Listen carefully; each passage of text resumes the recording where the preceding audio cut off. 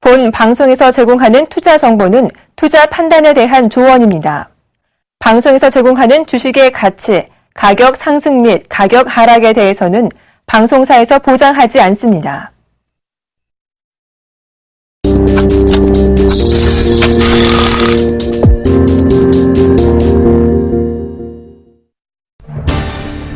코스닥 부실기업의 절반이 지난달 정기주주총회에서 섀도우보팅 막차를 탄 것으로 나타났습니다. 섀도우보팅은 정족수 미달로 주촉이 무산되는 것을 막아 기업들의 원활한 주총 진행을 돕고자 도입됐지만 상당수 기업의 경영진이 소액주주를 배제하고 원하는 방향으로 안건을 통과시키기 위한 것으로 악용돼 내년부터 폐지됩니다. 최수연 금융감독원장은 오늘 임원회의에서 최근 크고 작은 금융사고가 연이어 발생해 금융산업에 대한 신뢰가 땅에 떨어진 데 대해 매우 개탄스럽게 생각한다고 말했습니다. 이런 발언은 KT E&S 협력업체의 매출채권 대출 사기와 시중은행의 도쿄지점 부당 대출 및 일부은행 영업점 직원의 횡령사고 의혹 등의 금융사고를 겨냥한 것입니다. 한국 인터넷 대표주인 네이버의 주가 가치 평가 수준이 세계적 인터넷 업체 중 세 번째로 높은 것으로 나타났습니다.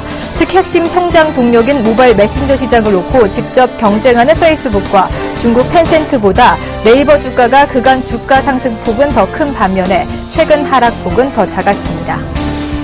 재벌 총수 일가들이 경기 침체와 불황에도 아랑곳 없이 비상장 계열사를 통해 거액의 배당 잔치를 벌인 것으로 나타났습니다. 일부 재벌 총수는 해당 기업이 벌어들인 금액 이상을 배당으로 빼내갖고 적자 기업에서 배당금을 챙기기도 했습니다.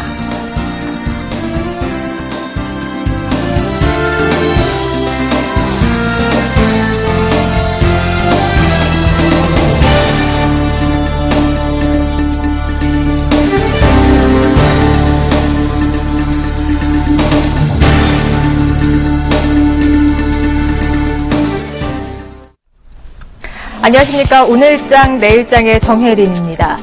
미 지수도 그렇고요. 일본 증시, 중국 증시 모두 다 약보합권에서 움직이고 있는데 국내 증시만 견조하게 버텨주고 있는 모습입니다.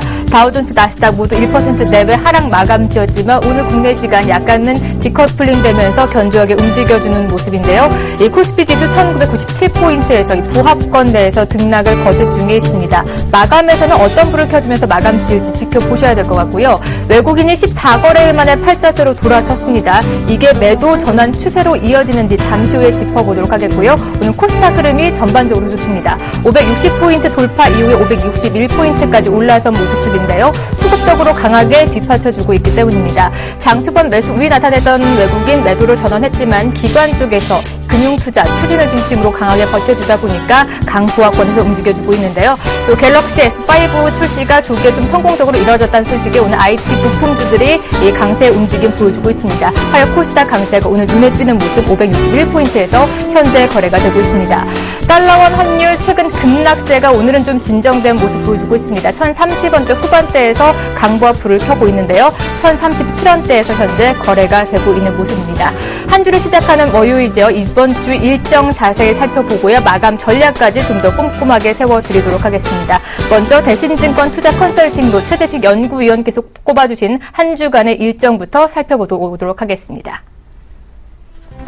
네, 이번 주 일정표 자세히 살펴보도록 하겠습니다. 최재식 연구원은 바로 내일이죠. 미국의 4월 NHHB 주택시장 지수 꼽아주셨고요. 그리고 유럽통화연맹의 4월 ZEW 예상치 발표를 중요 일정으로 꼽아주셨습니다.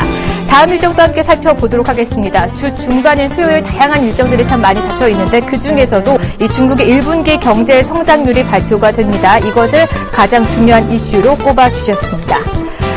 네, 이렇게 한 주간의 일정들 다양하게 살펴봤는데요. 대신증권 투자 컨설팅부 최재식 연구위원께서는 미국과 유럽 쪽 경제 지표와 함께 중국의 GDP 발표를 가장 중요한 이슈로 꼽아주셨습니다. 자세한 얘기 함께 들어보도록 하죠. 안녕하십니까? 네, 안녕하십니까? 네, 미국과 중국 쪽 경제 지표 일정부터 함께 점검해 주시죠. 네, 금주에는 다양한 지표가 있지만 4월달 일부 지표가 먼저 나오기 시작합니다. 일단 선진국의 경제가 상대적으로 덜 좋았었는데 일단 겨울철에는 악재가 벗어나고 있어서 이번에 4월에 나오는 주택시장 지수라든지 경기 예상 지수라든지 이런 부분이 좀 더 면밀하게 볼 수 있지 않나 싶습니다.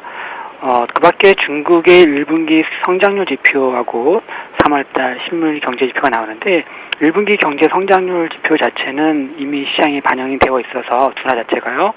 그 자체보다는 저는 3월 실물 경제 지표가 전월보다 예상대로 개선될 것이냐가 핵심이지 않나 싶습니다. 지난주에 3월 그 수출입 지표가 예상보다 크게 쇼크가 나온 바람에 영향이 있었는데 이번에 예상대로 잘 나올지가 궁금하고요. 어쨌든 지난주에 선진국 증시가 이미 큰 폭으로 하락해서 어느 정도 가격 매력이 발생을 해가지고 예상치만 크게 하회하지 않는다면 전반적으로 긍정적으로 나타나지 않을까 싶습니다. 네, 이렇게 미국과 유럽 쪽의 경제 지표까지 살펴주셨고요. 중국 쪽에 이번에 이슈가 발표가 됐는데 GDP 성장률은 어떻게 예상하고 계십니까?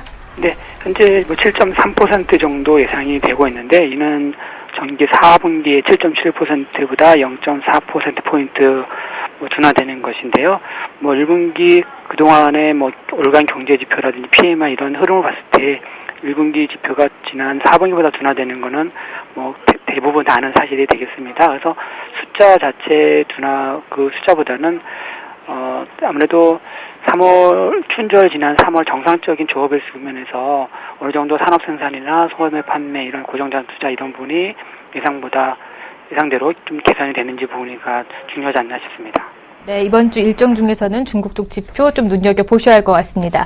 미 증시가 연일 하락세에도 불구하고 국내 증시 오늘 견조하게 버텨주고 있는 것 같습니다. 그중에서도 코스닥의 선전이 눈에 띄는데요. 오늘 560선 돌파했죠. 마감 전략 어떻게 세워보면 좋을까요? 네, 일단 오늘 국내 증시는 미 증시의 주말 하락 변동성을 감안하면 아주 선방하는 것 같고요. 또한 최근 신흥국의 우호적인 자금 흐름이 계속적으로 긍정적으로 국내 증시에 좀 심리적으로 유안을 주고 있는 것 같습니다. 다만 이제 뉴욕 증시 하락과 우크라이나의 유혈 충돌 이런 부분들이 주말에 있었고요. 그래서 오늘 증시는 상승이 제한될 수밖에 없는 과정이지 않나 싶습니다. 상대적으로 코스피보다 코스닥이 좋은데 갤럭시 5S 관련해서 대박 관련 조짐도 있다는 언론 보도가 속속 나오고 있는데 그 관련해서 IT 저평가주 이런 부분들에 대한 순환매가 있지 않나 싶겠고요. 전반적으로는 지금 당장 목요일 중국의 3월 실물 경제지표 전까지는 아무래도 중소형주 순환매 관점에서 좀 더 관심이 더 크지 않나 싶고 그 관련 대표주로는 IT 부품주 이런 쪽이 좀 되지 않나 싶습니다. 네, 오늘 전반적으로 코스닥 IT 부품주 흐름이 좋은데 IT 부품주 주목해보자라는 답변까지 들을 수 있었습니다. 오늘 말씀 고맙습니다. 네, 감사합니다.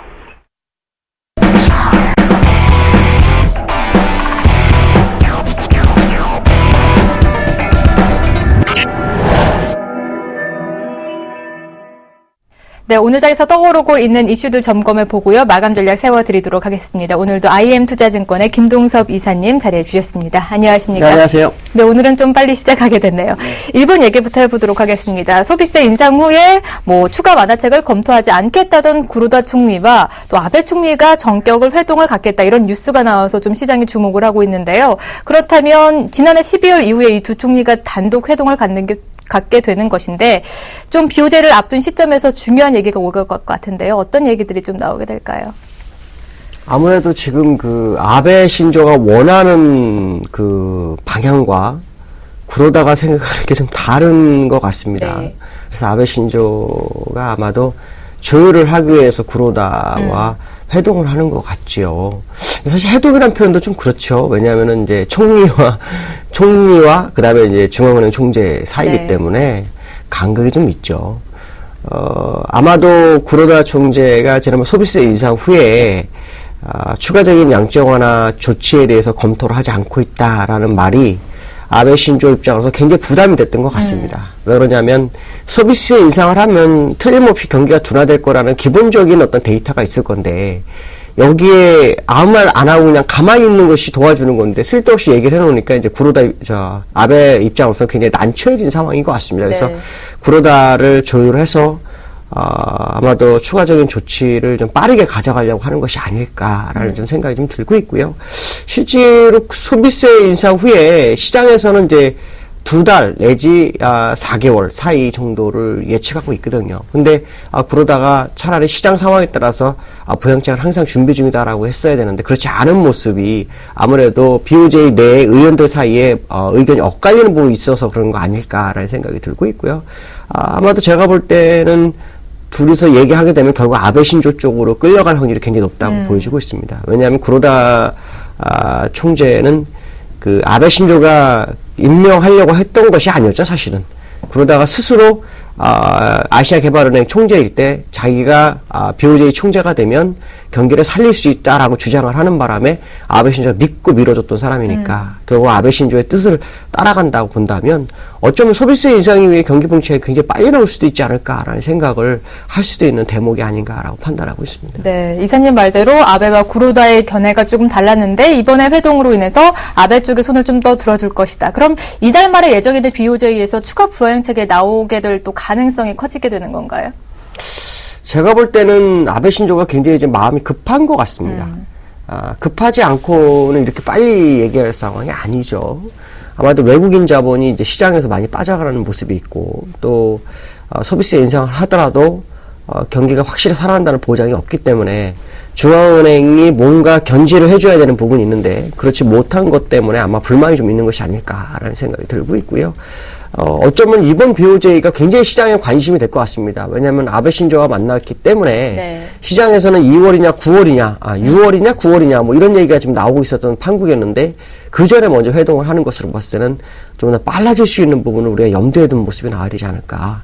그렇다면 결국 이달 말에 뭔가 조치를 시장에 내보낼 수도 있지 않을까라는 생각을 한번 해봐야 될 것 같고요. 그건 결국 또 엔화가 약세로 가는 그런 과정이 또 펼쳐질 수도 있겠다라는 생각을 해봐야 되겠는데요. 사실 저는 사실 일본은 그 옛날에 2012년도 10월인가요? 그때부터 사실 아베 신조의 어떤 아베노믹스가 시장을 이끌었는데 저는 거기까지 다시 내려갈 거라고 좀 보는 사람 중에 한 명이거든요. 왜냐하면 일본 같은 경우에는 아시겠지만 이 갭상승이라는 거를 우리가 많이 우리나라에서 이용을 하는데 그게 일본에서 나온 거예요. 근데 제가 이제 오늘은 차트를 좀 니케이 225에 대해서 한번 얘기를 해드려보고 싶은데 니케이 225의 이 차트의 모습을 보면 제가 이제 예전에 이거 선을 그어놨던 거거든요. 아마 기억을 하시는지 모르겠어요. 한번 그어놓으면 보통은 6개월 정도 가져갑니다. 왜냐하면 그때 추세 변전이 나와야 되는데요. 제가 그때 선을 그을 때 여기가 꼭지라고 말씀을 드렸고 그 이후로 이제 계속 흐르거든요. 근데 이제 흐르는 모습에 있어서 제가 중요하게 봐야 될 것 중에 하나가 뭐였냐면 이 갭상승. 주봉의 갭상승은 거의 없습니다. 주봉의 갭상승이라는 건 말이 안 되는 거예요. 일본에는 거의 14개가 있죠. 지금 다 12개 정도 될 것 같습니다. 12개 정도 있는데 주봉의 갭상승이 여기서부터 여기까지 2개, 그 다음 요 위에도 또 하나가 있습니다. 3개 정도가 있거든요. 네. 그래서 이 갭상승 출발점이 바로 요 자리가 이 9,000이라는 얘기죠. 저는 항상 이걸 보면서 느낀 게 뭐냐면 이거 잘못하면 일본이 경기 부양책을 하다가 오히려 절벽 밑으로 떨어지는 거 아닐까라는 생각을 좀 하거든요. 왜냐하면 절벽 끝에서 아무리 뭔가를 하려고 하더라도 절벽이 어떻게든 끊어지면은 그냥 무너지는 거죠. 제가 생각할 때 그럴 가능성이 상당히 높다라는 생각을 저는 많이 하는데, 물론 일본이 뭐 잘못됐으면 좋겠다, 뭐 그런 뜻이 아니고, 일본이 그 GDP 대비로 굉장한 부채를 가지고 있는 상태에서 무리하게 지금 부채를 통해서 계속해서 양적완화를 하는 거거든요. BOJ가 아무리 해도 그게 다 부채입니다. 부채로 가는 거기 때문에 결국에서는 이 부채에 눌려서 압수할 수밖에 없는 상황이다라는 거죠. 실제로 지난번에 이겨놨지만 이 자기들이 세수를 거둬서 그 중에 상당한 부분을 이자 내는데 쓰고 있다라고 본다면 아베로서 여기서 멈추면 문제가 된다고 생각하는 것 같습니다. 그러니까 폭주 열차가 갑자기 멈춰버리면은 문제가 심각해지는 거거든요. 그래서 계속해서 가야 할 수밖에 없는 상황이기 때문에 아마도 이번 달 말에 아마 승부를 띄울까라는 생각이 브랜드 스쳐 지나갑니다. 그러니까 그 뉴스를 보면서 그 느꼈던 부분이고요. 기술적 분석을 보면 지금 60주선을 무너뜨렸어요. 이번 주에 물론 어떻게 될지는 아무도 모르겠죠. 그러나 이번 주에 만약에 이게 되돌아오지 못하는 모습이 나오면 뭐 바로 11,000까지 밀리는 거거든요. 그러면 결국은 이 아베노믹스의 문제가 심각하게 발발할 어떤 문제가 시장에 대두될 수 있는 부분도 있습니다. 물론 거기까지 밀리면요. 전제 조건입니다. 안 밀리게 되면 일단 다시 쌍봉을 향해서 가겠죠. 여기까지 다시 올라왔다 내려갈 확률이 높습니다. 그렇지만 전 세계적 흐름으로 봐가지고는 바로 내려가기는 아닐 거라는 거죠. 한 번 더 올려주고 그 사이 우리나라도 업그레이드 되고 뭐 이런 모습이 시장에 나와야 된다고 본다면 결국 추가적 조정은 아마 이 이후의 가능성이 상당히 높다. 오히려 지금 바운딩을 시키기 위한 노력이 굉장히 있을 수 있다는 생각을 해봐야 될 것 같습니다. 네, 이렇게 일본 증시가 조정인 사이에서 부양책을 내놓게 된다면 한 번 더 반등할 수 있는 재료가 되겠네요. 네, 이렇게 타이밍이 중요한 재료가 또 하나 있습니다. 우리나라도 금리 인상 인하를 놓고 말이 많은데 골드만삭스에서 최근에 계속 인하 전망을 고수를 했지 않습니까? 근데 이번에는 인하론을 후퇴하는 모습을 보여주는데 그 이유 어디에 있다고 보시는지요? 아무래도 지난번에 그 금통위 회의를 하고 난 다음에 네. 그 이주열 하는 총재가 이제 물가 상승률에 따라서 자기는 대응을 할 수 있다라는 얘기를 했거든요. 네. 그게 이제 향후 시장에서 봤을 때는 물가가 좋아졌을 경우는 금리 인상도 가능하다라는 그런 어떤 생각을 할 수 있는 것 같습니다. 근데 제가 볼 때는 이주열 하는 총재가 금리 인상을 할 수 있을까에 대한 의문점을 저는 정말 한 대여섯 개 가지고 있습니다. 왜 그러냐면 한국은행이 작년에 신뢰를 왕창 잃었어요. 그러니까 4년 동안 계속 신뢰를 잃었지만 작년이 제일 컸습니다. 네. 큰 후에 바로 그 총재가 바뀌면서 새로운 총재가 등극을 했는데 그 연장선상에 둔다는 것 자체가 좀 이해가 안 되는 거죠. 연장선상에 둔다면 그럼 결국은 그 김준수 하는 총재나 이주열 하는 총재나 뷰가 뭐가 다르냐 이런 부분을 생각해야 되거든요.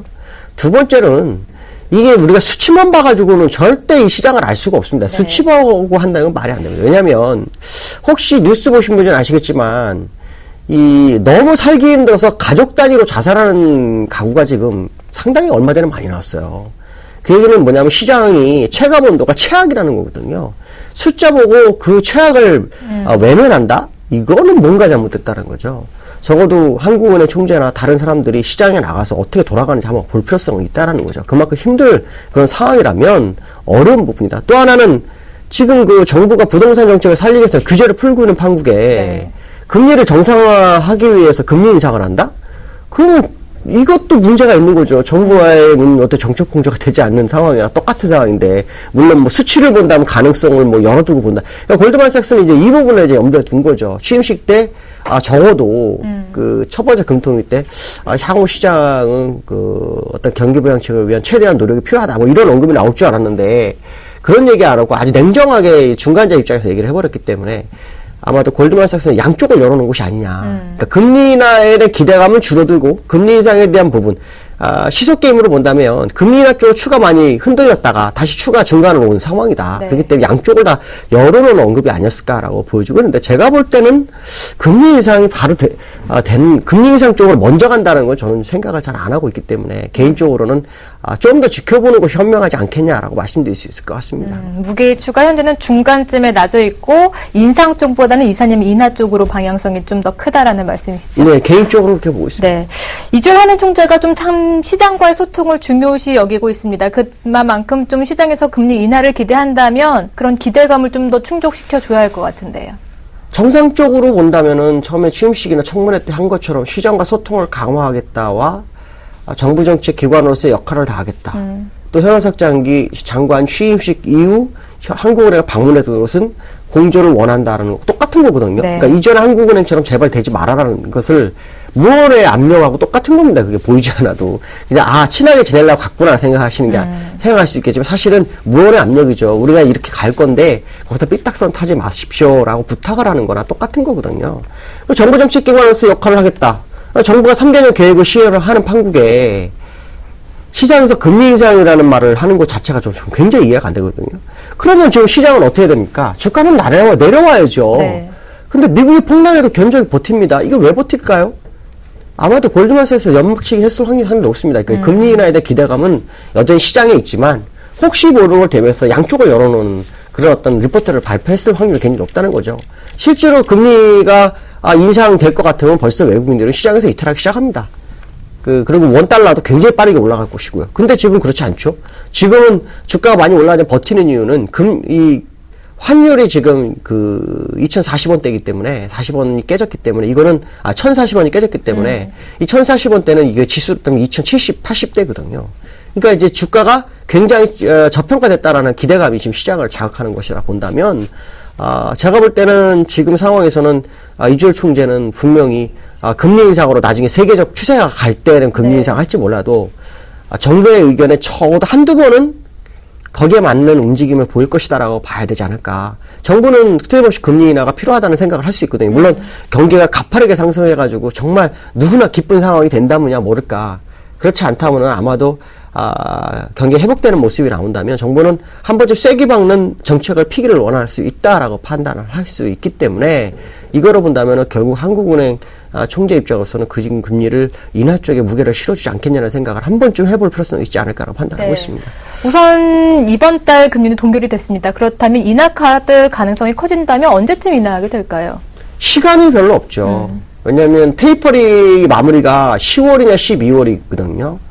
그러면 이제 금리 인상이 그 이듬해 6월 정도가 되기 때문에 내년도에는 같이 금리 인상을 한다고 한다면 시간을 끌어서 한국은행 총재가 시간을 끌어서 금리 인하 카드를 못 쓰게 만드는 바보 같은 짓은 안 할 거라고 본다면 적어도 다가오는 금통이나 그 다음 금통위가 아마 최적의 시간대다. 그래야 그 금리 인하를 통해서 6개월 정도 후에 그 효과가 나타나는 얘기를 많이 하죠. 그렇다면 12월 테이퍼링 전에까지는 충분한 효과를 바라보고 그 이후에 이제 글로벌이 이제 금리 인상할 때 같이 인상을 하면서 시장을 이제 풀어주는 전략을 구사한다면 기간적으로 본다면 돌아오는 시점이나 그 다음 시점 가능성이 굉장히 크지 않겠나라는 생각을 한번 해봐야 될 것 같습니다. 네, 빠른 시일 안에 금리 인하 카드를 꺼내들 가능성이 좀 더 높다라는 말씀까지 해주셨습니다. 우리 시장 얘기로 바로 넘어가 보도록 하겠습니다. 좀 전에 말씀도 해주셨지만 지금 환율대 구간에서는 2007, 80은 지수가 가야 한다고 말씀해 주셨는데 왜 이렇게 못 가는 걸까요? 외국인이 일단은 돌아서니까요. 외부적인 요소가 좀 큰 거예요. 나홀로 장세로 갈 수는 없습니다. 그러니까 지금 시장을 더 하락을 안 하게 한 것은 잘하는 거고요. 네. 다만 이제 미국이나 이런 나라가 너무 빠졌기 때문에 거의 이틀 동안 2.5% 빠졌잖아요. 네. 그러니까 그 부분 때문에라도 사실은 나홀로 장세가 가긴 쉽진 않죠. 아마도 견뎌내다가 미국에 다시 돌리는 모습이 나오면 아마 그때는 힘을 쓰겠죠. 그런 부분도 있을 수 있고요. 또 하나는 이 중국에 대한 기대감이 있을 수 있습니다. 중국이 GDP 발표가 16일 날 있죠. 그러니까 16일 날 만약에 시장 예상치는 7.1, 7.3 정도, 많게는 7.4 정도 나올 수 있다고 얘기하는데 이게 만약에 혹시나 7 밑으로 가게 되면 중국에 대한 기대감이 갑자기 커지는 상황이 발생할 수 있죠. 중국 기대가 커지면 거기에 가장 혜택을 보는 나라는 우리나라가 될 확률이 높기 때문에 여기에 대한 기대감도 시장에서 일부 있는 것이다라고 봐야 될 것 같습니다. 그래서 지난번에 말씀드렸지만 지금 전 세계 흐름이 미국 쪽의 블록, 그 다음 유럽 쪽의 블록, 그 다음 아시아권에서 일본 블록, 그 다음 중국 블록을 나누고 우리나라를 거기다 한 블록을 두면 5개가 이슈가 다 틀리다. 제가 그때 그런 얘기를 했을 겁니다. 그래서 미국의 영향권하고는 당분간 상황이 없을 수 있기 때문에 자체적인 뉴스에 굉장히 관심을 많이 가자라 그랬죠. 일단 우리나라는 한은에 대한 기대감이 아직 살아있다는 건 첫 번째 하나. 거기에 외국인들의 시간의 어떤 시장의 어떤 매수의 유입. 그 다음 중국이 어떤 경제지표의 악화가 시장에는 오히려 호재로, 아시아권에서 호재로 작용할 수 있는 부분이 있다는 거. 왜냐하면 경기 부양에 대한 기대감. 그러니까 이런 부분들을 계산해 본다면 미국의 어떤 그 급락, 뭐 이런 것들이 예를 들어서 뭐 악재에 의한 것도 아니고 사실 몇 개의 종목에 의한 악재라면 우리나라 시장에는 영향이 제한될 수밖에 없지 않겠냐는 생각을 해봐야 될 것 같습니다. 네, 오늘 외국인이 14거래일 만에 팔자로 돌아섰습니다. 추세 전환으로 봐야 되는 건가요? 어떻게 해석하고 계신지요? 외국인들이 현물을 좀 소폭 파는 건 사실입니다. 310억 정도 팔고 있거든요. 근데 선물은 매수를 하고 있다는 거 우리 한번 생각해 볼 필요성이 있고요. 지난번 8월 20일부터 10월 20일 전 뭐 꾸준한 매수세를 너무 바라지는 마셔야 될 것 같습니다. 다만 이제 뭐냐면 추세적인 매수세 이쪽에 포인트를 맞춘다면 중간에 하루 정도 매도하는 거에 대해서 너무 두려워할 이유는 전혀 없지 않을까라는 생각을 해봐야 될 것 같습니다. 네, 오늘은 시간 관계상 여기까지 얘기 들어보도록 하겠습니다. 오늘 말씀 고맙습니다. 네, 감사합니다.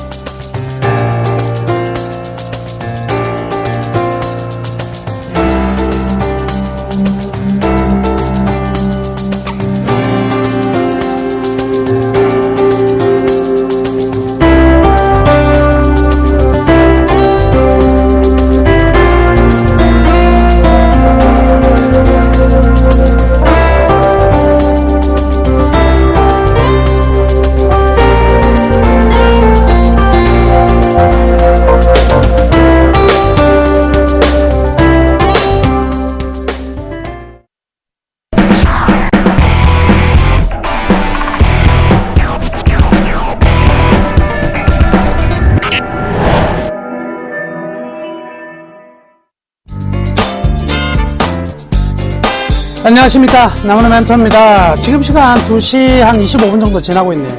이제 동시호가까지 25분. 오늘 시장의 특징주는 그렇게 많지 않은 것 같습니다. 그래서 오늘 어떤 종목을 가져왔냐면요. 일반 투자자분들 같은 경우는 잘 모르실 종목일 수도 있는데요. 그렇지만 이 종목 최근의 움직임이 굉장히 좀 개인들을 끌어당기는 흐름들이 나왔다가 좀 많이 떨어지고 있어서 이 종목 정도는 또 한번 짚어나갈 필요성이 있겠다 싶어서 오늘 특징주는요. 포스코 플랜텍을 가져왔습니다. 포스코 플랜텍. 오늘 한 5%가량 급락이 들어오면서 4,700원대 흐름이 나오고 있는데요. 최근에 주가가 많이 올랐어요. 최근에 많이 올랐다가 오늘은 좀 어제 오늘 이렇게 좀 충격을 받고 있는 부분인데 포스코 플랜텍이라면 일단 포스코의 자회사주는 여러분도 충분히 아실 수가 있을 것 같고요. 그러면 왜 어떤 종목인가 이렇게 한번 또 봐야 되겠네요. 일단 기업에 대한 상세한 내용을 좀 뺄게요. 지금 시간 관계상. 지금 우리가 이 종목을 가지고 있는 분들 그리고 이 종목에 관심 있는 분들이 어떻게 대응할까가 가장 중요한 부분이 되기 때문에 오늘 떨어지는 이유만 좀 짧게 짚어나가도록 하겠습니다. 부실 채권의 증가에 대한 부담이 생기고 있다. 자, 이거는요. 여러분들이 이 종목 아니더라도 항상 이런 설비 업체들, 건설이나 조선 관련된 모든 업체들은요. 전부 다 마찬가지입니다. 이런 기업들은요. 모두 다 이 채권을 가지게 되는데 채권이라는 게 뭐냐면 물건을 팔고 현금으로 다 받는 것이 아니라 일정한 기간 뒤에 받는 것을 말하겠죠. 여러 가지 수단이 있을 것입니다. 근데 당장 여튼 현금이 들어오는 것이 아닌 대부분의 것이 전부 다 일단 매출 채권이다 이렇게 볼 수가 있는데 이 매출 채권이 굉장히 많아지면 실질적으로 뭐예요? 회사는 물건을 팔고 바로 현금이 안 들어오고 종이 쪼가리가 들어오는 거죠. 채권이라는 종이 쪼가리만 들어온다. 그렇지만 그 물건을 만들 때는요. 무엇이 들어갈까요? 종이 쪼가리로 만들 수가 없어요. 현금이 분명히 들어간다는 것이죠. 그래서 매출 채권이라는 것은 바로 이 현금과 굉장히 밀접한 관계가 있고 매출 채권이 많아진다는 소리는 실제 물건을 팔아도 현금이 들어오는 것이 아니라 종이 쪼가리가 많이 들어온다. 이렇게 생각하셔야 될 것입니다. 일정 부분의 제조업이나 이런 건설업이나 일단 플랜트 그리고 조선업 같은 경우에는 분명히 매출 채권이 많이 비중을 차지해요. 그렇긴 하지만 이 비중이 적정 수준을 넘어가게 되면 분명히 리스크는 커질 수밖에 없다. 이렇게 봐야 되겠죠. 자, 어느 정도 맞냐면 지금 작년에 매출 채권이요. 매출 채권하고 미청구 공사대금. 아직까지 공사대금을 아직 받지 못했던 부분이 금액이 얼마냐? 5천억입니다. 5천억.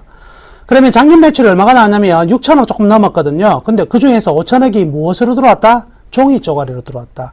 6천억씩 팔아봐야 돈 들어온 거는 1,000억밖에 없네. 나머지는 전부 다 종이라는 거죠. 이게 뭐예요? 나중에 언제든지 채권이라는 것은 떼일 우려가 있다는 거죠. 그러면 이 회사가 매출이 6천억을 만들어내기 위해서 종이 쪼가리만으로는 만들어낼 수가 없죠. 현금은 계속 나가고 들어오는 건 종이고 이럴 때 현금의 유동성이 부족하게 된다. 이렇게 얘기를 합니다. 이런 기업들은 자칫 잘못하면 이 유동성 부족으로 인해서 이 흑자부도 즉 페이퍼상으로는 분명히 흑자예요. 그렇지만 실질적으로는 현금이 없어서 적자를 받는 이런 과거의 선례들이 굉장히 많았었거든요. 물론 이 회사는 그럴 가능성은 별로 크지 않다 이렇게 볼 수가 있어요. 왜냐하면 포스코의 든든한 지분을 포스코가 가지고 있는 부분이 있기 때문에 그러한 사항은 안 나타날 것으로 이렇게 판단할 수 있겠지만 여튼 개별 기업적인 요소로 이렇게 매출 채권이 많은 기업들은요 분명히 주가가 올라가기에는 걸림돌이 될 수밖에 없다 이렇게 봐야 되겠죠. 수급 동향을 보면은요, 오늘은 외국인들이 매수하고 있고, 반면 연기금이 상당히 강하게 매도를 하고 있습니다. 그래서 오늘의 하락은 누구로부터 출발한 것이냐, 연기금의 매도로부터 나타나고 있다, 이렇게 볼 수가 있겠는데, 재밌는 사실은 기관은요, 작년 11월 달부터 매도를 쭉 해왔어요. 근데 일정 수준의 매도를 해오다가 올해 3월 달부터는요, 매도의 각도 뚝 떨어져요. 엄청나게 많은 물량을 내놓았다. 3월 달부터. 왜? 3월 달에 무슨 이슈? 유상증자를 한다 그러니까 이거 주가가 계속 희석되잖아요. 주가 희석되니까 LA 안 해. 나 이게 못 믿겠다. 이렇게 되는 거죠. 주가가 계속 희석하는 요인들. 유상증자라는 게 결국 뭐예요? 자기가 가지고 있는 물량을 자기가 1,000주 가지고 있는데 비록 싸게는 주죠. 물론 싸게는 주겠지만 주식을 또 돈 주고 사야 된다는 거거든요. 나는 이 기업 싫은데 또 돈 주고 새로 투입을 해서 사야 돼? 이런 게 싫다. 그래서 나갈란다. 이런 의미다. 이렇게 보시면 되겠네요. 몇 가지 관찰 포인트 있는데요. 자, 첫 번째, 아까 방금 말씀해드렸지만 채권이라는 것은 종이가 많이 종이만 많이 들어오면 결국 돈이 부족해요. 현금성 자산이 굉장히 부족해질 수밖에 없고, 그럼 돈은 없는데 계속 투자는 해야 되고 계속 물건을 만들어야 되고, 들어오는 거는 계속 뭐가 들어오죠? 종이만 들어오니까 어떤 부분 현금이 부족하게 된다. 그래서 이 현금 조달을 하기 위해서 CP를 발행한다든지 채권을 발행한다든지 또는 주주의 힘을 빌리는 유상증자 같은 거를 하게 돼 있죠. 그러면 주주의 기본적인 권리는 자동적으로 떨어질 수밖에 없다. 실질적으로 서류상으로는 순이익이 많이 나올지언정 주주의 가치는 계속 떨어질 수밖에 없다는 것은 알아두셔야 되겠네요. 그래서 단기 차입금, 돈이 없으니까 돈을 빌릴 수밖에 없죠. 단기 차입금, 즉 1년 안에 돈을 갚아야 되는 차입금인데요. 이게 1년 동안에요. 1,000억이나 증가했습니다. 1,000억. 1,000억이나 증가하면서 3,600억 원을 지금 1년 안에 갚아야 되는 돈들이 이렇게 쌓여있다. 굉장히 큰 리스크라고 볼 수 있겠죠. 또 하나는요, 이런, 실적이 안 좋게 나타나는 가장 큰 배경은요, 역시 해양 플랜트가 주력인데 60% 이상이 매출과 이익이 전부 다 해양 플랜트에서 나오고 있는데 해양 플랜트의 실적이 굉장히 안 좋았고요. 주요 종속회사, 해외에 있는 종속회사들 또한 실적이 굉장히 안 좋았어요. 이는요, 이미 2년 전에 우리나라 건설, 조선, 해양 플랜트가 전부 다 저가 수주를 했었잖아요. 그로부터 받은 충격인데 이 기업은 규모가 좀 작다 보니까 그 충격이 좀 더 크게 나타나고 있다. 이렇게 봐야 되겠네요. 자, 앞으로의 전망은요, 일단 유상증자를 718억을 성공했습니다. 그렇죠? 여기 유상증자를 통해서 자금이 이제 일정 부분 확보가 되었기 때문에 단기적인 유동성 문제는 분명히 없고 재무구조의 개선 효과는 분명히 있다. 이렇게 볼 수가 있겠고요. 자, 포스코 그룹과의 시너지 효과가 굉장히 중요한 부분인데, 최근에 이제 포스코 상황이 굉장히 좀 좋아지고 있는 모습이 있죠. 철광업이 환율의 하락에 의해서 수혜를 입으면서 이제 조금 흐름이 양호해지면 포스코 그룹 전체적으로 안정화가 될 것이고, 그렇다면 시너지 효과는 그때부터 나타날 수가 있을 것 같습니다. 따라서 지금의 상황은 이 기업이 1분기, 2분기 만에 지금 흑자로 돌아설 수 있는 이런 상황은 아니고요. 어느 정도 기간은 분명히 필요하고 하반기 정도가 되어야지 이 포스코 그룹과의 시너지 효과, 그리고 해외 종속법인들의 안정화, 그리고 해양 플랜트의 저가 수주 받았던 부분들이 원궤도로 올라가지 않을까, 이렇게 봐야 되겠네요. 자, 그러면 이 기업 가면 지금 현재 개인 투자자분들 많이 가지고 계실 건데요. 어떻게 우리 매매를 해 나갈 것인가? 우선 밸류밴드 하나 보시겠습니다. 자, 밸류밴드를 보시면 아직까지 밸류밴드 자체가 하락의 속도가 굉장히 강한 상황입니다. 그죠? 그러다가 지금 보시면 제일 끝단 부분이 조금 펴지고 있어요. 펴지고 있다는 것은 2분기와 3분기 정도는 이제 기대를 좀 해볼 수 있는 소지가 있다는 거고, 지금 물론 주가는 최바닥권에 있잖아요. 제가 그래서 동그라미 3개를 쳐 넣었습니다. 첫 번째 동그라미가 매수고, 두 번째 가운데 있는 동그라미가 주정도가 적정 주가 수준이에요. 그럼 지금 보면 적정 주가 수준을 살짝 이탈한 부분이죠. 그리고 그 다음 동그라미 부분이 일단 3개월 내에 목표치가 될 건데, 중요한 점은 그래서 밸류밴드상 지금 4,700원 이하에서는 기업의 상태로서 재무적인 상태로 본다면 저평가는 맞습니다. 그렇지만 일단 여기에서 5,700원을 향해서 3개월 목표가는 5,700원을 설정해 드릴 건데요. 5,700원을 향해 가기 위한 전제 조건이 하나 있다. 그 전제 조건은요, 1분기 실적과 1분기 실적이 발표 나오는 시점에서 2분기 실적이 어느 정도 예측이 가능할 건데, 2분기를 넘어서 3분기까지 과연 3분기에는 적어도 흑자가 조금이나마 날 수 있는 소지가 있느냐, 이 부분이 보장이 돼야 된다는 것입니다. 이 부분이 보장이 되지 않는다면, 즉 다음 분기까지 5,500원만 올라가도 매도를 해야 되는 부분이 되겠네요. 그래서 제일 중요한 포인트는 이겁니다. 1분기 실적 어떻게 나오느냐 체크를 하자. 1분기 실적이 작년 동기 또는 전분기 대비 큰 폭으로 하락하지 않는다면 이는 3분기 회복될 가능성이 많고요. 그럴 경우에는 5,700원 정도까지의 목표가를 유지하는 것은 크게 무리가 아니겠다. 이렇게 말씀해 드리겠습니다. 가지고 계신 분들은요, 실적 발표 때까지 조금 더 그대로 보유하시기를 바라겠고요. 신규적으로 매수하실 분들은요, 지금 조금은 매수한 다음에 실적 보고 가져갈 건지, 좀 더 살 건지, 아니면 나올 건지를 결정하셔도 될 것 같습니다. 좋은 오후 보내시고요. 내일 아침에 다시 뵙겠습니다. 감사합니다.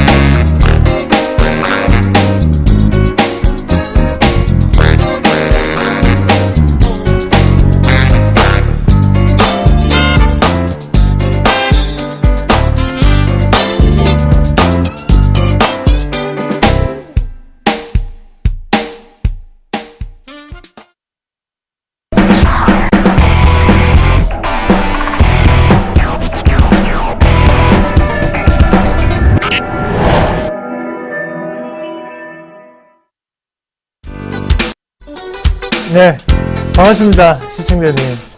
예, 오늘은 김선윤 멘토를 대신해서 제가 이 시간을 시청자분들께 말씀을 드리겠습니다.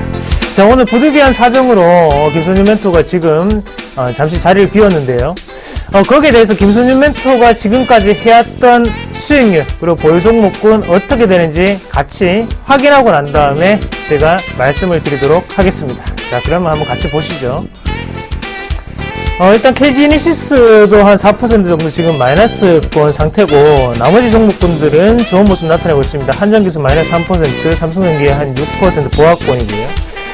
지금 총 수익률이 나오는데 한 7% 정도, 어느 정도 플러스권으로 작용하고 있고, 거기 코라홀딩스 오늘 7%대 보이고 있습니다. 로만손도 2%대의 큰 강세 국면 나타내고 있고요. 자, 그리고 하이트 진로가 다시 한 번 더 크게 오르는 모습 기억을 조금 하시면 좋을 것 같습니다. 자, 그러면 항상 보면 수급으로 인해서 말씀을 많이 드렸던 것 같습니다. 그래서 거기에 대한 수급 오늘 제가 해석하는 부분 같이 한번 보시길 바라겠고요. 또한 종목에 대한 차트까지도 확실하게 말씀을 드릴 테니까 꼭 한 번 더 살펴보시길 바라겠고요.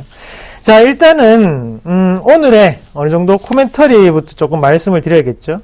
자, 오늘의 코멘터리 자체는 바로 이익보다는 가격이 우선인 시장의 분위기다. 그렇게 정리를 하겠습니다. 자, 이 말이 무슨 말일까요?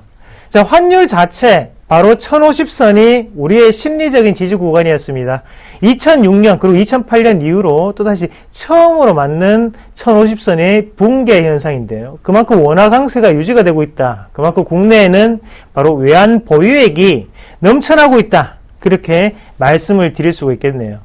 자, 흔히들 원화 강세 기조가 유지가 되면 주식시장에는 악영향을 미칠 수 있지 않나라고 생각을 하시는 분들 많으신데, 그런 부분도 물론 있겠지만 지금 주식에 대한 순매수 기조로 인하여서 어느 정도 외환 보유액이 늘어나는 모습이기 때문에 현재 관점으로서는 좀 더 긍정적으로 해석하자, 그렇게 조금 말씀을 드리겠고요. 대신 종목을 선택을 할 때 우리가 지금까지는 항상 이익이 더욱더 높아지는 기업들, 어닝 서프라이즈를 기록하는 기업들을 항상 눈여겨봤었습니다. 하지만 지금 관점을 조금 다르게 보자는 거죠. 자, 원화 강세가 유지가 되면서 가격적으로 메리트가 있는 기업들을 찾아보자는 겁니다. 바로 낙폭과대 종목군들인데요. 오늘도 낙폭과대 종목군들, 많이 빠져있던 종목군들이 상대적으로 많이 올라가는 모습이 나타나고 있거든요.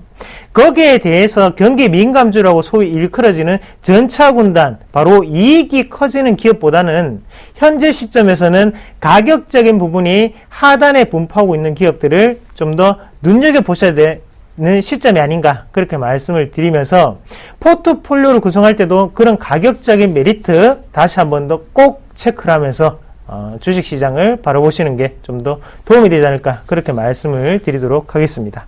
자, 그러면 이어서 종목을 오늘 차트 맥점주 바로 미인주로 같이 보실 건데요. 그 전에 013-3366-0110번으로 종목 상담 문자를 보내주시면요. 자, 여기에 대해서 제가 완벽하게 해석을 해드리도록 하겠습니다. 자막 보이시죠? 이 번호로 연락 주시면 되겠습니다. 자, 그러면 차트 미인주 한 개씩 먼저 볼 텐데요. 우선 삼성전기부터 한번 보고 넘어가도록 하겠습니다. 자, 삼성전기 오늘도 4% 정도 올라가는 모습이고요. 지금 차트 오늘장 100점주 나오고 있죠. 루멘스, 포스코 ICT, 셀트리온, 삼성전기, 시그넨틱스까지 이 5종목 같이 한번 보도록 하겠습니다. 자, 그러면 우선 삼성전기부터 한번 보실 건데요. 자, 삼성전기가 오늘 시장에서도 4%대의 큰 급등세를 연출하고 있습니다. 자, 가격적인 메리트 부합하는 종목군 바로 삼성전기였다, 그죠? 자, 그러면 삼성전기의 앞으로의 모습은 우리가 어떻게 발견할 수 있을까? 그리고 어떻게 해석을 해야 될까라는 부분이거든요. 자, 갤럭시 S5 때문에 과연 오르고 있는 것일까요? 아닙니다.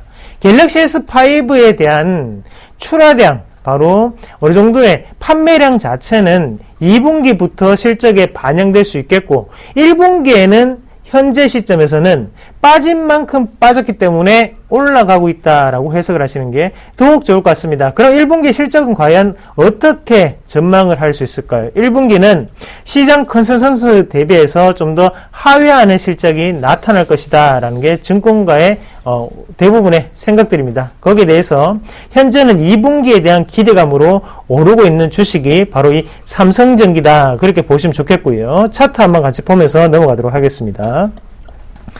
자, 삼성전기 차트를 한번 같이 보실 건데요. 삼성전기 같은 경우에 하단 부분에 상당히 많이 빠져있는 구간이 나타나고 있습니다. 거기에 대해 지금 현재는 하단에 어느 정도의 지지권역 자체를 밟고 난 다음에 다시 한번 돌파가 크게 나타나는 현상이고, 여기에서 우리가 좀 더 중요하게 보셔야 되는 점이 거래량에 대한 규칙성이거든요.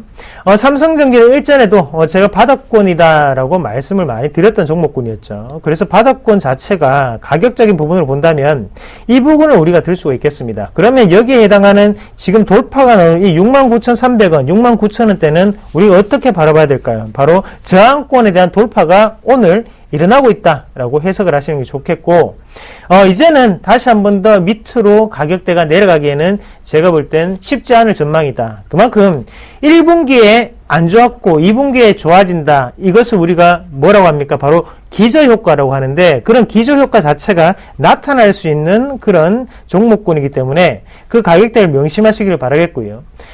지금 수급적인 부분을 한번 봤을 때도 외국인의 순매수 기조가 꾸준히 이어진 모습을 보실 수가 있다는 거죠. 이런 순매수 기조가 이어졌다는 것은 바로 이유가 있다. 바로 외국인이 바닥을 잡아주고 지금은 추가적인 상승 기조로 올리고 있는 종목이 바로 삼성전기다라고 말씀을 드리도록 하겠습니다. 자, 가격적인 메리트 상당히 돋보이는 종목군 바로 삼성전기였고요. 다음 종목 이어서 한번 같이 보겠습니다. 자, 루멘스 한번 같이 보실 건데요.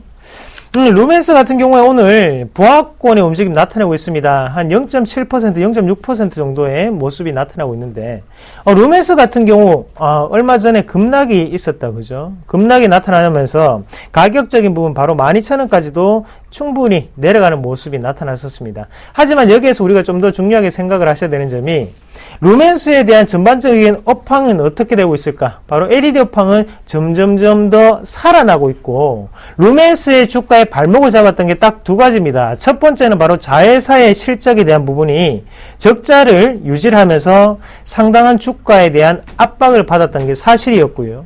한 가지 더 말씀을 드리면 바로 BW 물량이겠죠.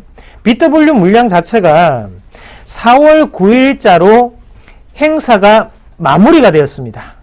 자, 4월 9일자 BW가 300억짜리가 있었는데 그 행사가 마무리되었다. 바로 오버행 이슈가 없어졌다. 지금부터는 주가에 발목을 잡을 길이 없구나라는 부분을 우리가 한 번 더 눈여겨보셔야 될 것 같고요. 자, 수급적인 부분을 한번 보시면 똑같습니다. 외국인의 순매수 기조가 꾸준히 유지되었던 바로 루멘스였습니다. 오늘도 마찬가지고요. 오늘도 외국인의 순매수 기조가 조금 더 드러나는 모습인데, 자, 제가 이거는 1차적인 목표까지만 말씀을 드릴게요. 자, 요거는 잘 들으십시오. 제가 보는 바, 현재 관점에서는 이 상단의 고점이었던 15,000원대까지는 쉽게 갈 수 있는 자리다. 그래서 내일은 어느 정도 급등 양상이 나타날 확률이 상당히 높은 주가 중에 한 개가 루멘스다. 그렇게 말씀을 드리도록 하겠습니다. 자, 이어서 한번 같이 보실 건데요. 셀트리온 한번 같이 보겠습니다. 셀트리온도 오늘 2.8% 정도 어느 정도의 좋은 모습이 나타나고 있습니다. 자, 기억 속의 셀트리온 어떻습니까? 항상 회계분식 얘기도 있었고요. 거기에 대해서 실적을 믿을 수 없다라는 소식도 많았었죠. 하지만 지금 이슈가 될 수 있는 것은 바로 매각 이슈입니다. 거기에 대해서 아이러니하게도 증권가의 레포트는 오래되어서 한 번도 셀트리온에 대해서 발표하지 않았습니다. 자, 비밀리에 작업이 들어가고 있다는 부분을 우리가 한 번 더 눈여겨보셔야 될 것 같고요. 자, 그런 수급적인 부분을 한번 봤을 때는 외국인의 수급이 꾸준히 들어오고 있다는 거죠. 자, 예전에 그렇게 공매도를 치던 세력이 바로 외국인이었습니다. 하지만 현재는 왜 이렇게 매수 기조를 유지를 하고 있을까요? 자, 기업에 대한 부분이 분명히 변했다는 것을 우리가 한 번 더 눈여겨보실 필요가 있다. 그렇게 조금 말씀을 드리겠고요. 셀트리온은 이런 관점으로 봤을 때, 자, 지금은 추가적인 상승 기조가 좀 더 다분하게 나타날 수 있다. 그리고 하단은 48,000원, 이 48,000원 밴드를 밑으로 내려가기는 쉽지 않다. 지금부터는 무조건 올라갈 수 있는 패턴이 나타난다. 그렇게 말씀을 드리도록 할게요. 지금도 가격적인 부분 상당히 매력적이다. 그렇게 말씀을 드리겠습니다. 자, 이어서 지금 종목 상담 한 개를 조금 말씀을 좀 드리고 할 건데요. 기아차에 대한 부분을 먼저 한번 짚고 넘어가겠습니다. 0556님이 기아차를 56,600원에 70%를 가지고 계신다고 합니다. 거기에 대해서 매도를 의견을 조금 주셨는데요. 기아차 한번 같이 보겠습니다. 기아차의 주가가 이렇게 빠졌던 이유는 뭡니까? 바로 환율이겠죠. 우리가 흔히 10원에 환율이 내려가고 올라갈 때마다 변할 수 있는 영업이익의 수치, 바로 영업이익률로 환산을 했을 때 거의 5%가 들락날락거린다고 얘기를 하거든요. 그러면 원화가 약세가 10원이 지속되면 거기에 영업이익률은 5%가 올라갈 수 있고, 다음에 원화 강세가 유지가 된다면 바로 영업이익률이 5%가 떨어질 수 있다라는 개념이겠죠. 그만큼 유럽이라든지 미국 쪽에 선진국 시장에 상당한 매출처를 확보하고 있는 게 바로 기아차나 현대차입니다. 하지만 여기에서 우리가 좀 더 눈여겨보셔야 될 점은, 그러면 현대차보다 왜 기아차가 많이 빠졌을까거든요. 현대차 같은 경우에는 이머징 시장이라고 하는 바로 브릭스 국가들이죠. 브라질이라든지 인도, 그리고 중국에서의 매출처를 최근 들어서 IV 차량으로 시작을 해서 많이 확보하고 있는 반면에, 기아차 같은 경우에는 바로 소형차 위주의 시장이 진행이 되다 보니까 당연히 중국이라든지 인도, 브라질에 대한 매출이 예전만큼은 나타나지 않는다는 거거든요.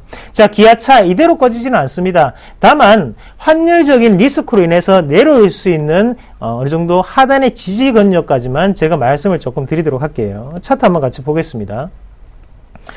차트 한번 보시면요.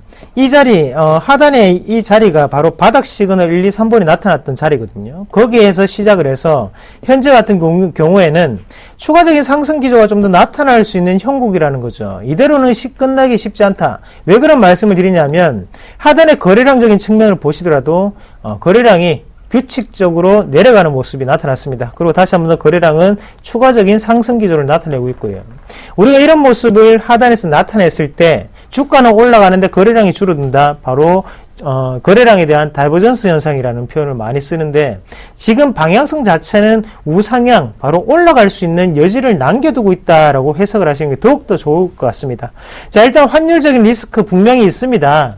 하지만 그런 리스크 자체는 1분기의 실적에 반영되는 부분이 아니라 바로 2분기의 실적에 반영될 뿐이다 라는 걸 다시 한 번 더 기억을 하시고, 현재는 추가적인 상승 기조가 좀 더 나타날 수 있다. 그래서 56,000원에 지금 보유하고 계신 분들, 현재 관점에서 추가적인 상승을 좀 더 보자. 그래서 목표가를 잡아드린다면 상단에 61,000원까지는 좀 더 홀딩 하시고 난 다음에 매도를 하시자, 이익 실현을 하시자, 그렇게 말씀을 드리겠습니다. 단기적으로는 괜찮대, 장기적으로 가져갈 때는 상당한 리스크가 따를 수 있다는 점 참고로 말씀을 드릴게요. 자, 한 가지 종목만 더 보고 넘어가겠습니다. LG화학 말씀을 드리겠는데요. LG화학을 문의를 하셨습니다. 자, 0196님이 LG화학에 대해서 30만원에 20% 가지고 있습니다. 앞으로의 전망은 어떻게 되겠습니까? 자, LG화학 같은 경우에는 이슈가 될 수 있는 게 바로 2차 전지 시장에 대한 부분이거든요. LG화학은 현재 캐시카우 시장이라고 하는 바로 파우치형에 대한 부분을 점유율을 상당히 높게 가지고 있는 기업군이기도 하고요. 하지만 왜 이렇게 삼성 SDI는 좋은 모습 보이는 반면에 LG화학은 주가 자체가 현재는 크게 오르지 못할까? 자, 삼성 SDI는 캔형, 이른바 파나소닉이나 아니면 신규적인 라이징스타 시장에 투자를 하고 있는 반면에 LG화학 같은 경우는 파우치형이라고 하는 예전 2차 전지를 만들고 있다는 거죠. 현재 테슬라 S라든지 아니면 BMW 이런 회사들이 추구를 하는 게 바로 캔형입니다. 파나소닉과 더불어 삼성 SDI가 이 시장을 주도하고 있는 반면에 현재 LG화학 같은 경우에는 예전 시장, 그러니까 파우치형을 만드는 2차 전지를 생산해내고 있기 때문에 거기에 대해서 삼성 SDI 쪽으로 좀 더 라이징스타 쪽으로 기대감이 올라갈 수밖에 없겠죠. 하지만 LG전자는 현재 모습은 캐시카우 시장을 상당 부분 차지하고 있기 때문에 긍정적으로 바라볼 수 있다. 하지만 좀 더 길게 들고 가기는 힘든 주식이구나 라는 부분 체크를 하시고요. 지금 30만을 보유하고 계시는데요. 현재 관점에서 봤을 때 추가적인 하락이 나타날 수 있는 기조입니다. 그래서 이 종목 같은 게 급등과 급락이 나오기는 상당히 힘든 주식이고요. 현재 자리 같은 경우에는 하단 권역에 추가적인 매집이 좀 더 들어가줘야 되는 자리다. 그래서 시간이 상당 부분 걸릴 수 있다. 그래서 어느 정도는 비중 축소의 의견을 말씀을 드리도록 하겠습니다. 자, 그럼 이어서 종목 같이 한번 또 보실 건데요. 자, 셀트리온까지 말씀을 드렸고요. 포스코 ICT 한번 같이 보겠습니다. 얼마 전 마트에 갔는데 포스코 ICT에 대한 부분, 바로 LED 전구를 팔더라고요. 우리가 LG전자 거 전구가 25,000원, 3만원 가격대를 한다면 지금 포스코 ICT, 바로 포스코 그룹에서 만든 LED 전구 같은 경우에는 7,000원, 8,000원 가격대입니다. 당연히 가격적인 이슈로 인해서 포스코 ICT가 지금 크게 오른 게 사실이었고요. 하지만 그런 부분, 판매량 자체가 늘어난 것이 과연 1분기 실적에는 부합이 될 수 있을까? 그것은 아니거든요. 2분기부터의 기대감으로 오르고 있는 종목군 중에 한 개가 바로 포스코 ICT다. 그렇게 보시는 게 좋을 것 같습니다. 자, 또한 스마트 그리드, 바로 도의가 다가올수록 스마트 그리드에 대한 부분이 다시 한 번 더 이슈가 될 수 있는 만큼 포스코 ICT 실적에 대한 부분이 물론 출렁거릴 수 있다. 하지만 지금 수급적인 부분, 그리고 업황상으로 봤을 때 추가적인 상승 국면이 좀 더 나타나지 않을까, 그렇게 본다. 그렇게 말씀을 좀 드리고요. 수급 한번 같이 보겠습니다. 수급 한번 보시면 외국인과 기관의 수급이 들어오고 있는데 비해서 현재 같은 경우에는 조정 양상이 조금 나타나고 있죠. 이익 실현도 그만큼 많이 나온다는 거거든요. 1분기 실적 자체가 발목을 잡고 있기 때문에 주가가 아직까지는 크게 오르지 못한다. 그리고 외국인과 기관도 흔히들 포지션 자체를 쉽사리 잡기는 힘든 포지션이다. 그렇게 보시는 게 좋을 것 같아요. 일단은요, 포스코 ICT 좀 더 관망하는 단계로 접어 드시고요. 거기에 대해서 하단 자체를 좀 더 노리시자. 그래서 8,500원대 매수 가격으로 추천을 해 드리겠습니다. 자, 마지막 종목 한 개 더 보실 건데요. 바로 시그네틱스 한번 같이 보겠습니다.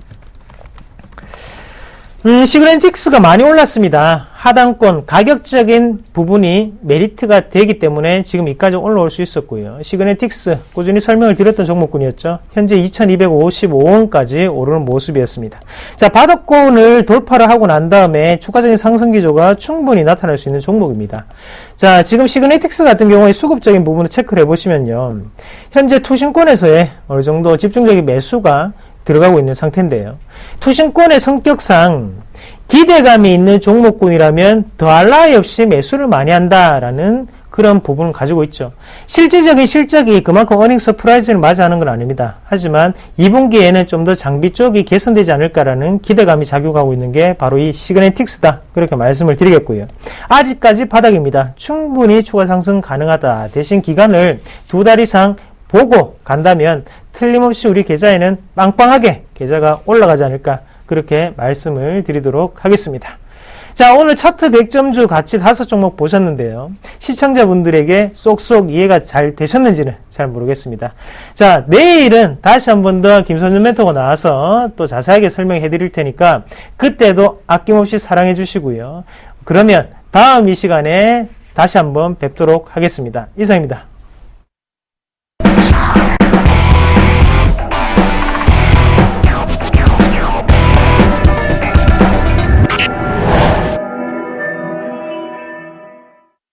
네, 마감 6분 정도 남아있는 상황인데요. 이 갈피를 못 잡던 코스피가 다시 한번 강보합적으로 방향성을 틀어줬습니다. 현재 98포인트까지 올라서면서 오늘 종가 2000선 재돌파 가능할지 기대감이 커지는데요. 오늘 코스닥은 여전히 1%대 강세 움직임 계속 꾸준히 이어지고 있습니다. 코스피 2000 돌파 기대해보면서 오늘장 내일장 오늘 준비한 소식 여기서 마치도록 하겠습니다. 시청해주신 여러분 고맙습니다.